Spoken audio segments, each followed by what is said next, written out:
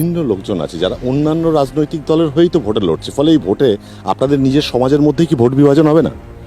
দেখুন, ওর সমাজের তো অনেক ধরনের মানুষ থাকে, কিন্তু আমরা যে ধান চাষটা করি, ধানটার মধ্যে পুরোটা কি ধান থাকে?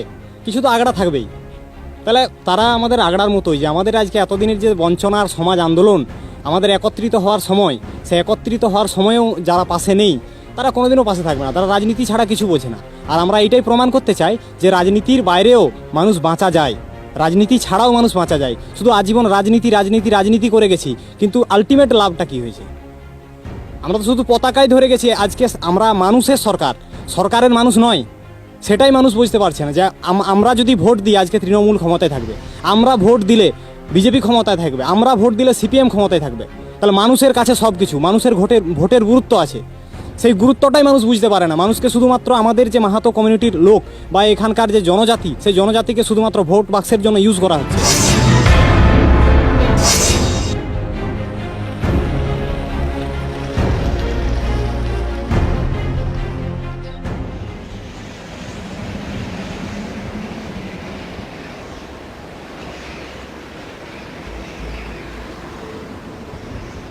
দীর্ঘ রক্তক্ষয়ী আন্দোলনের পর এই মুহূর্তে জঙ্গলমহল কিন্তু শান্ত, কিন্তু সেই আপাত শান্ত জঙ্গলমহলের আকাশে মেঘের ঘন ঘটা। আর এবারে কুর্মী সম্প্রদায়ভুক্ত মানুষজনের আন্দোলন, এই আন্দোলন ঠিক কতটা প্রভাব ফেলবে সেটা কিন্তু বোঝার চেষ্টা করছেন সমস্ত রাজনৈতিক দলের নেতা নেত্রীরাই।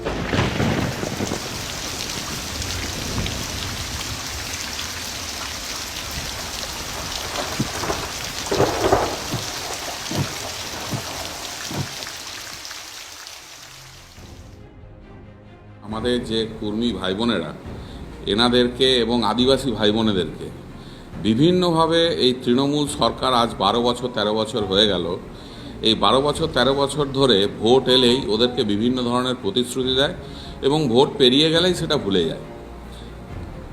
ইদানিংকালে দেখা যাচ্ছে সেই কুর্মী ভাই বোনেদের বিগত দিনেও বিভিন্ন ধরনের প্রতিশ্রুতি দিয়েছে, তারপরে আর ভোট পেরিয়ে গেলে ভুলে গেছে। সেই জিনিসটা যখন তারা বুঝতে পেরেছে, আজকে তারা আন্দোলনে নেমেছে। তো এই বিষয়টা যেটা আছে সম্পূর্ণভাবে রাজ্য সরকার এবং কুর্মী ভাই বোনেদের ব্যাপার।